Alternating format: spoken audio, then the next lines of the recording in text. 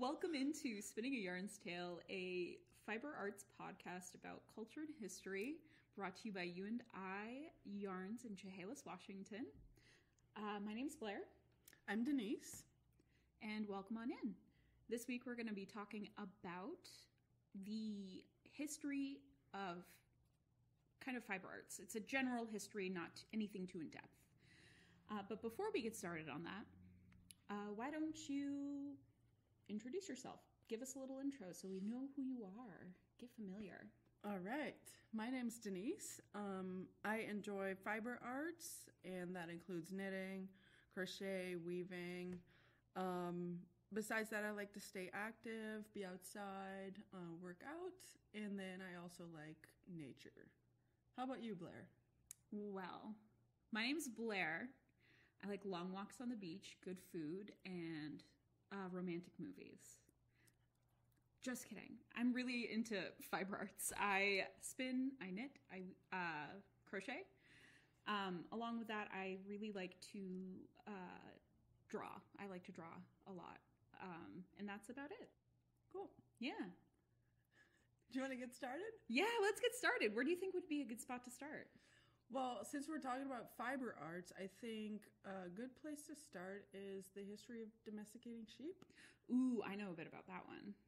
Mm-hmm. Because even though yarn can be made out of a number of things, and there's historical evidence for a number of different types of fiber, when people think of knitting or working with yarn, they think of wool. So starting with sheep is the most logical place to kind of begin our journey. And so I think it's important to mention the domestication of sheep. Yeah. Sheep used to be kind of nomadic. They would wander, kind of like, like buffalo in the United States. They would wander around from season to season to find the places with the best food. Yeah, that makes sense. And they would stay there and then move on. And people would kind of like follow these nomadic patches, herds of sheep. And eventually, and I'm just going to say it's one guy for the sake of making it easy. One guy was like, I kind of wish they would just stop moving. And so we don't have to like chase the fluff around fields, because the sheep would naturally shed their coat in the spring. And that's what people would use. They would kind of just pick it up after it had been dropped. And so following around these sheep was important so you could get the most yield out of one sheep. And so this guy was like, oh God, I wish they would just stop moving so we didn't have to like move with them every time they like wanted to go somewhere. And so he domesticated them. They kind of just like started holding them in pens, big pens, attached to like cities. And it wasn't like one person's sheep. It was more like a city sheep. So people would come together and everybody would have the communal fiber, basically. They would shear the sheep eventually, because with the domestication of sheep and keeping them in one place came the really brilliant thought of this one guy, yet again. Hey, I wish they would just like stop shedding it so that we could control when we get it all at once. And it's kind of one of the earliest examples of selective breeding, because he would take a sheep that wouldn't shed their coat, and then he would take a sheep that would, and he would breed them and hope that the babies wouldn't shed their coat. And that's kind of how it happened. We bred out the need for shedding coats. It became more of a, we shear them every year type thing. And it's neither here nor there ethically. Some people will say it's a bad thing. I, for one, think it's pretty great. But people like to be in control. People like to be in control. And it gave us a very stable source of clothing, because they would take this and they would weave with it and they would knit with it and they would make clothing with it. And it was warm in the winters, cool in the summers, and it was readily available and a lot less work to process than, say, a flax, where you have to hackle it to bits for it to be even like usable. Mm-hmm. So that was kind of the birth of the domestication of sheep. And with that came the birth of the sheepdog, which was people saw wolves herding sheep, and then they were like, oh, my little dog Fido, he could do that. His babies could do that, I think. And they started selectively breeding. Was that the same guy? Dogs. Oh yeah, that's just this one guy. Over thousands of years, he's a vampire. Nice. He lived forever. And that's kind of where wool started. And it was in ancient Mesopotamia, anywhere from around 11,000 BC to 8,000 BC. That's super long ago. It is very, very long ago. Yeah. It might be even older than my grandma. What? I know, crazy. So even though these sheep had been domesticated so long ago, the first fragments of knitting that we found are like from the 7th to 9th century AD, which is like so much later. And these fragments were not even garments. They were just like little snippets of knit stitches, I guess. And that's what archaeologists base their first knitting material on and what they know about knitting. So we didn't have stockings yet back then. It was just fragments of knitting. And from these fragments and from the stitches that we saw in these little pieces of fabric, it showed us that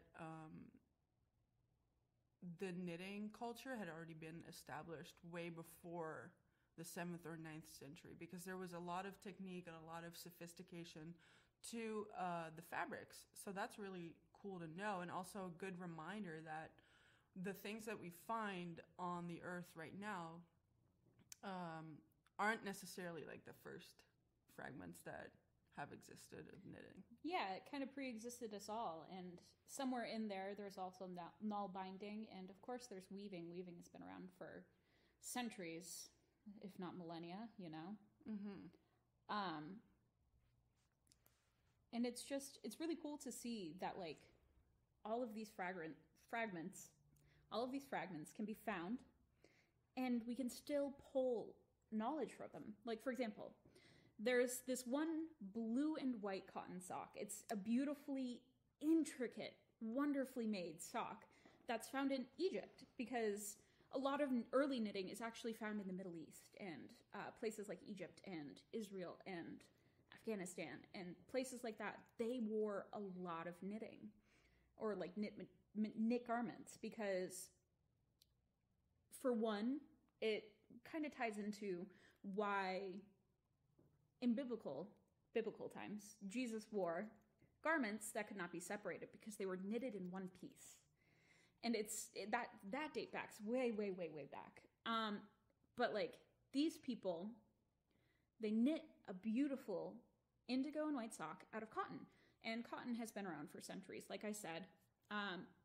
And it was the easiest fiber for them to have, and it's cool. It's airy, and it allows your skin to breathe. And these socks were really, really interesting because they were sandal socks.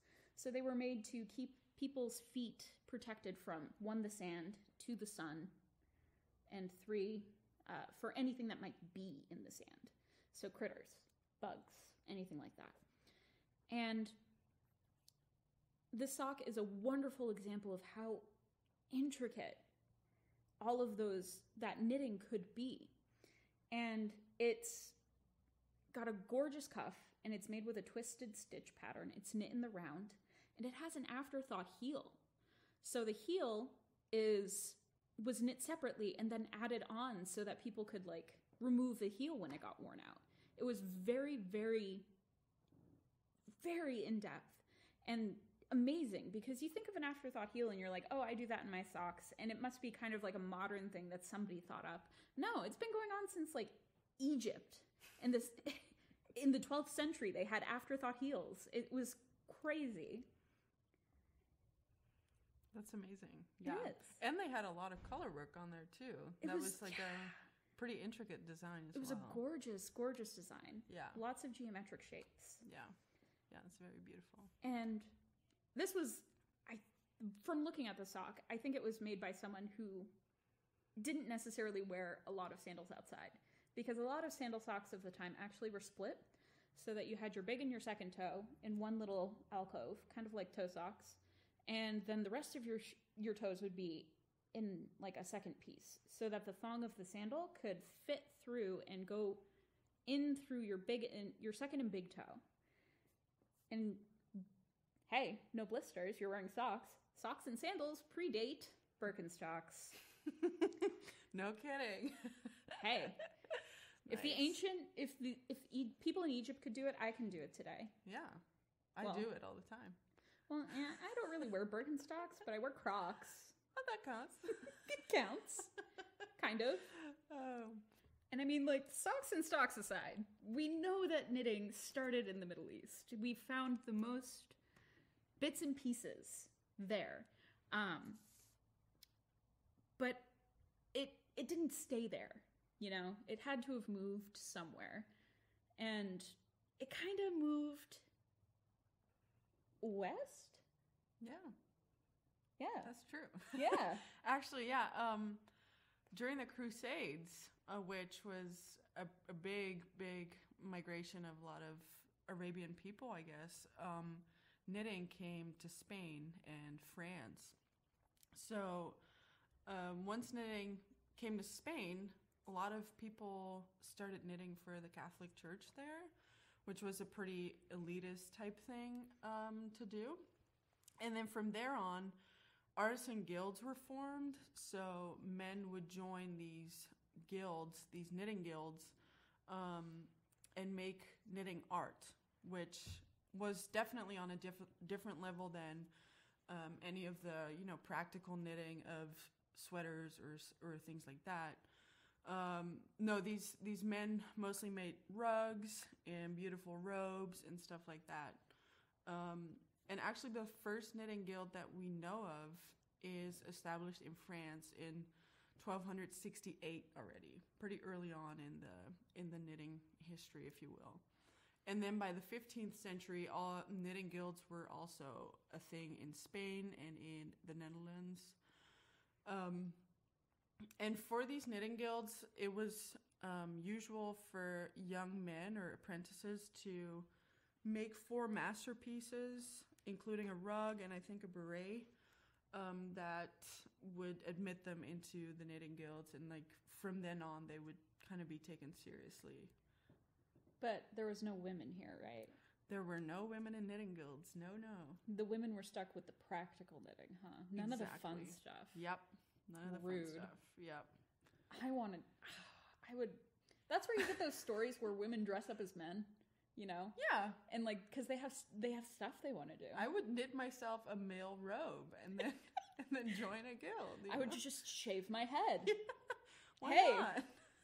Let me in. I knit all this cool stuff. But that didn't really happen. Not at least that we know. Yeah, not. But it would have been cool.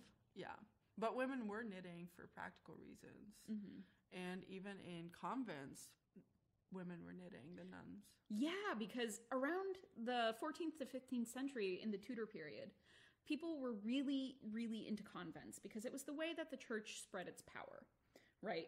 So people would set up these huge churches, like every town had one, and these convents would rent out their land, and that's where tenant farming came from.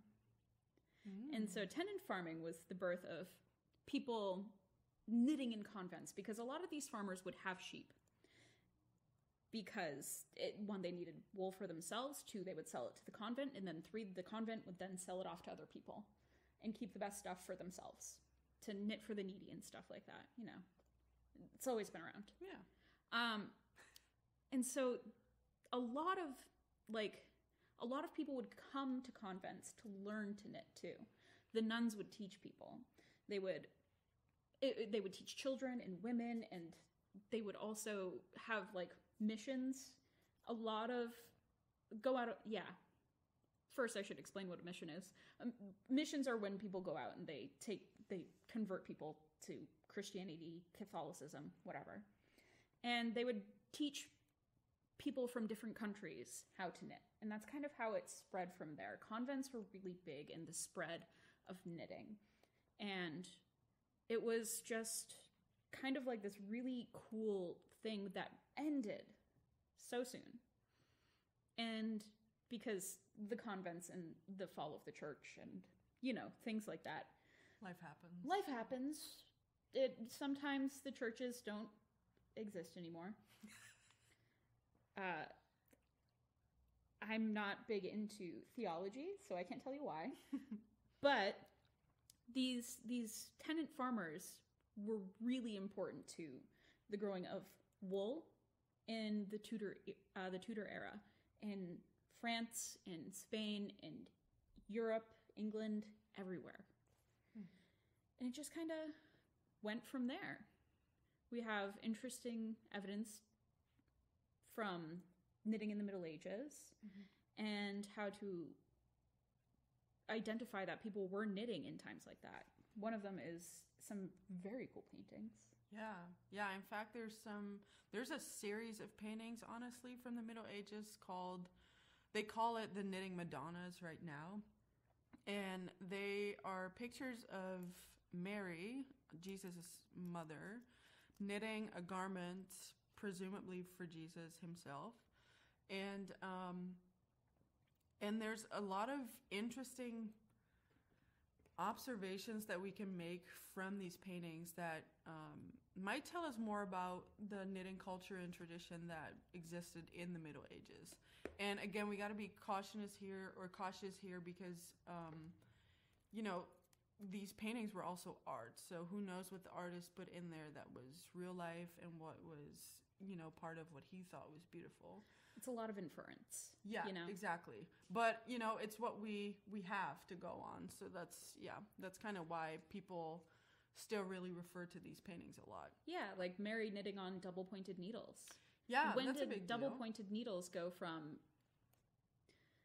needles with hooks on the end to double points, which we'll get to later?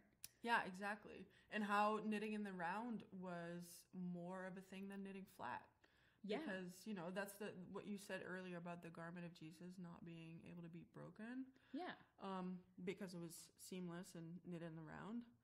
So that's one of the things that you can see on the paintings is the double-pointed needles were already a thing back then, apparently.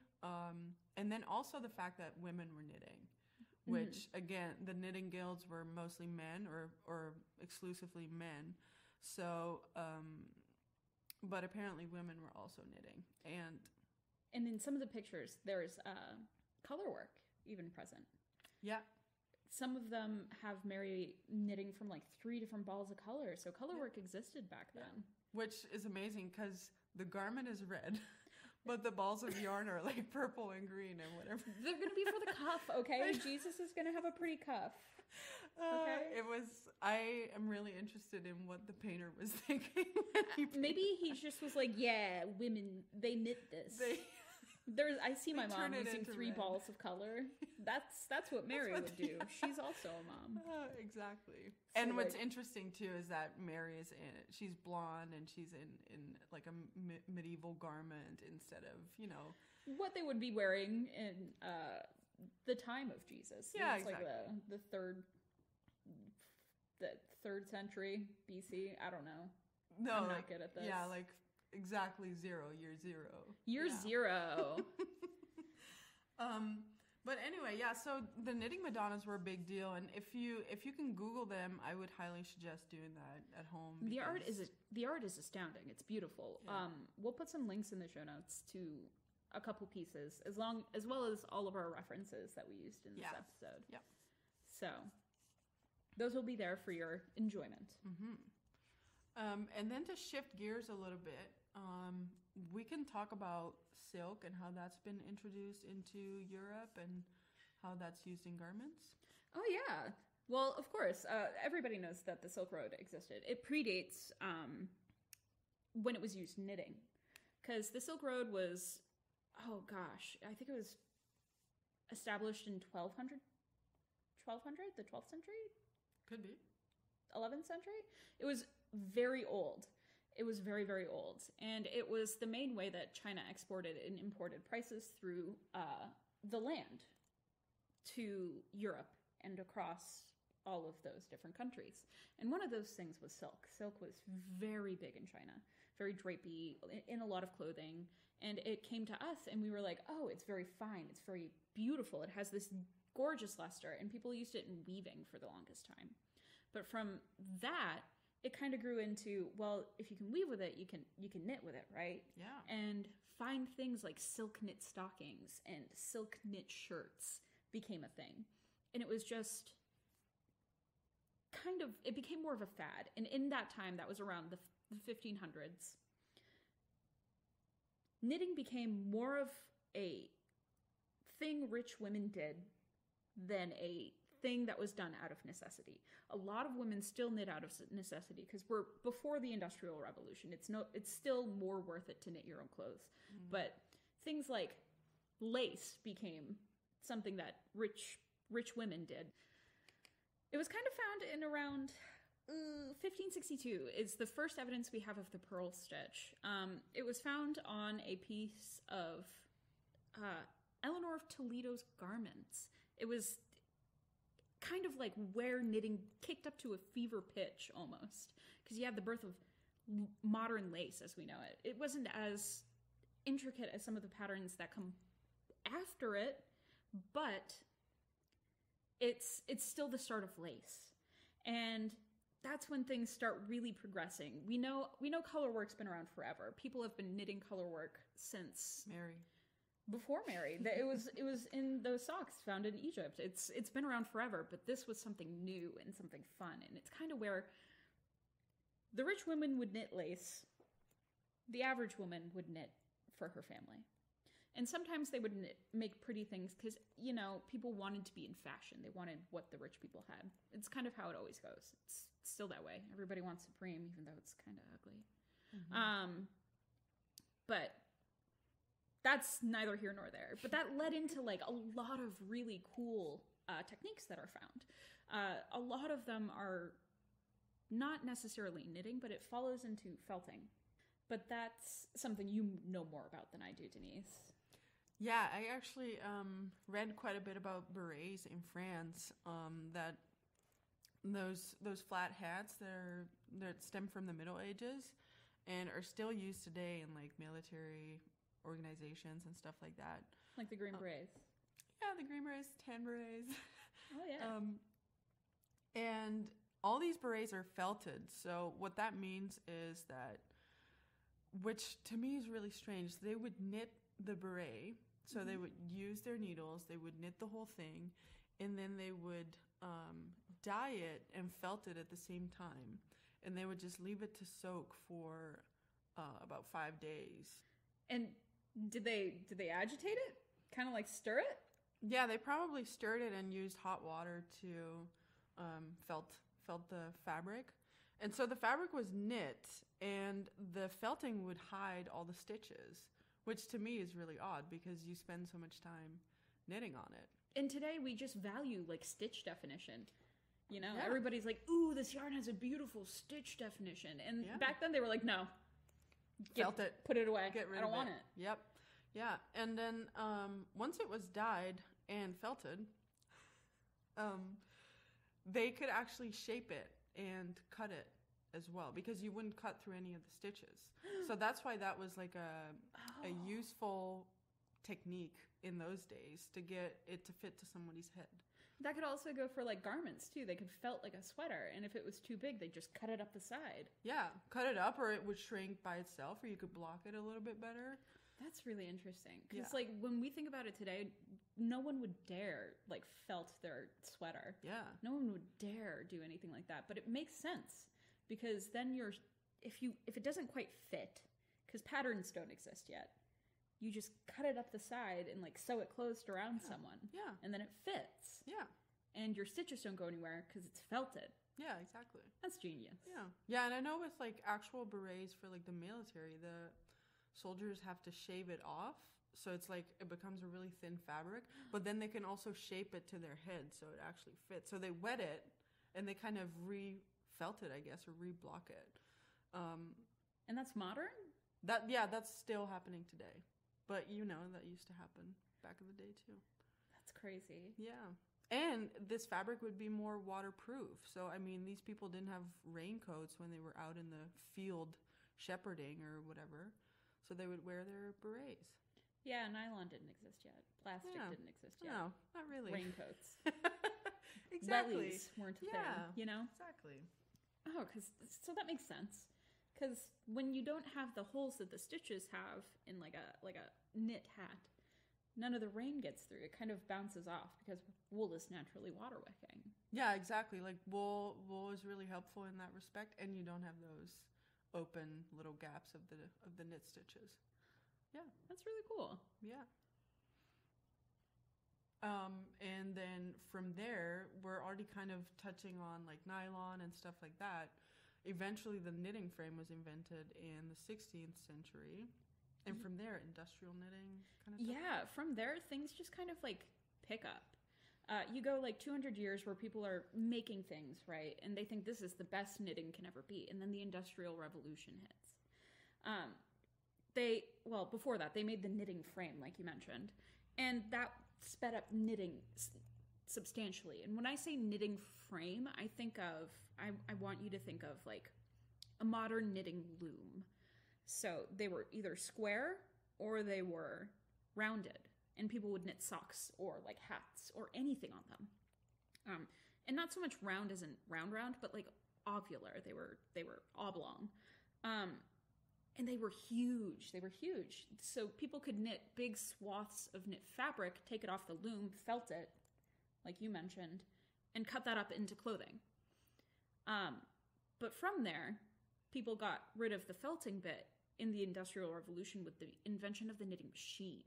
So the knitting machine comes and it kind of wipes out the need for home knitting. And not that it didn't still exist. Women still knitted for practical reasons, but it kind of wiped out the knitting businesses that people had because women would knit for money. But with the invention of the knitting machine, it kind of like beat them out. Mm-hmm. It was cheaper and it was faster to run a machine than it was to pay for somebody's handwork. Yeah. And that just kind of like grew. And then after that, the Industrial Revolution in 1816, kind of in the midst of it actually, there was the birth of the CSM, the circular sock machine, which was really important in the World Wars. It was because women were encouraged to knit socks, but because home knitting had not been a thing for such a long time, people didn't know how to knit socks. They didn't know how to make them fit. So these people with their hearts in the right place, very much bless them. You were trying so hard, sweetie. They would knit socks that wouldn't fit anyone. The feet would be like 2 feet long, and the leg would be like an inch. It was just like, whose foot is fitting in here? Not mine. And that brings about the whole conversation about how they hired people to professionally unpick and reknit socks to send out. But the government, because they were losing so much money on giving people wool and having messed up socks come out of it, they kind of just started handing out circular sock machines to people and being like, we will give you the wool, we will give you the machine. Please just knit socks and don't make them weird. Don't make them weird. Don't change anything about the just machine. Here's a pattern. Just close the toe up and send it to us. Like, come on. And that's kind of like where knitting inventions kind of stagnate. Not that we haven't had knitting inventions. I mean, like the birth of brioche, anyone? Hello. Mm-hmm. Beautiful. The birth of a table loom, the birth of like modern spinning wheels. It kind of just like, for knitting, it stagnates there. But then you get into knitting tools. And that's where we're kind of winding down on this. The birth of knitting, we're going to go back in time. And we have knitting needles that started as 2 needles with hooks on the end, kind of like crochet. And people would use those. And that started in the Middle East, of course, where the birth of knitting is from. No matter what anyone says, no, Scotland, you did not make knitting. It was made in the Middle East. That's kind of where knitting needles started. And somewhere in there, knitting needles developed and they kind of threw away the hook. But not completely because, crochet exists. But knitting needles didn't need it anymore. And then somewhere in there, and it's really foggy because there's no one way to pin where it was made, who made double-pointed needles, but double-pointed needles came into the world, and that's where round knitting came. And it just kind of like grows from there, you know? Yeah. And it's interesting too, if you think about it, because knitting is one of those things that, yeah, we have knitting machines now, but a home knitter is most often still limited to just their needles. And there's developments in knitting needles, but they're still the same old knitting needles, same principle as so many years ago. Yeah, I mean, like, we had we came around to circular knitting needles, and we don't even know where those started, but we have, like, a patent from 1918 in the USA, but people were probably using them before then. We just don't know about it. And it's really hard to kind of, like, pull all that information in. And with things like weaving and spinning, it's hard to pinpoint where they started, because spinning was a thing everywhere. People had drop spindles. Yeah. People in China had, like, I think some of, like, the first tower wheels, like the castle wheels. Yep. Because their walking wheels, you didn't walk, you sat on the floor and the spindle was above your head, and you would spin the wheel with your arm, kind of like a charka but upright. It sounds exhausting. Yeah. And a charka, to go on that, is a flat spinning wheel where you turn a knob and you just pull the fiber and spin it onto a spindle. And it's hand operated, no feet. Feet treadling came around, I want to say, the 17 to 1800s. And weaving, oh God, weaving's so old. Because you have things like backstrap looms and weighted looms where a lot of Norse people had rocks they would just find that were kind of like similar in weight, and they would attach them to weigh down their warp, and then they would weave. And it's just like, a lot of it is so old, and we can't pinpoint and kind of lead a path as easily as we can through knitting. Certain things like weaving with silk started with the Silk Road and ended with the Silk Road. Not quite, because it just took longer and it became more scarce, because then they had to go to the ocean, because one country got mad at China and said, no more trading. But it just kind of, it's hard. And I think that's the kind of the point we want to leave on, is that though we're going through a brief history of knitting, it's not the definitive edition of the history of knitting. Yeah. It's kind of just what we understand from reading and being knitters ourselves. Yeah. And it doesn't mean that our history doesn't make any sense, but it's just so hard to pinpoint certain things in knitting. But the things that we went over today kind of bring together the knitting that we know today, I think. Yeah, it kind of tied up a lot of loose ends for me. Because, like, I've sat there and wondered, God, who decided to knit a sock one day? Well, it was somebody in the Middle East. Yeah. They didn't want the sand to touch their feet, and they didn't want blisters from their flip-flops. Like, stocks and socks. Do we still call them flip-flops? Well, I know people in Australia call them thongs, but thongs are a different thing in America. Yeah, I don't. So I don't really feel comfortable calling them thongs. It might cause some confusion. So it's a flip-flop. It's a flip-flop. We've decided. The onomatopoeia is better. Flip-flop. It's true. Hey, it's got different, and I guess that also joins in that terms are different. Just terms for things are vastly different across countries. Slippers? No, they're sandals. Oh, sandals. Yeah, that's a flip-flop too, right? But sandals can also be Birkenstocks. Yeah, that's true. So, like, stocks and socks, yeah. But they were wearing flip-flops, so it was flops and socks? I don't know. Yeah. The socks stay on. Yeah. It's all that matters. Yeah, no thongs. No. None of that.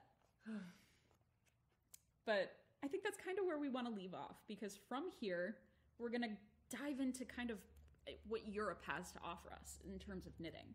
We've kind of given you a light catch up to speed on what knitting is and where it came from. And now we're going to move forward to individual kind of cultures. Yeah. So what people in England did, how it developed there, how that's different from places in like Spain, Germany, and Sweden.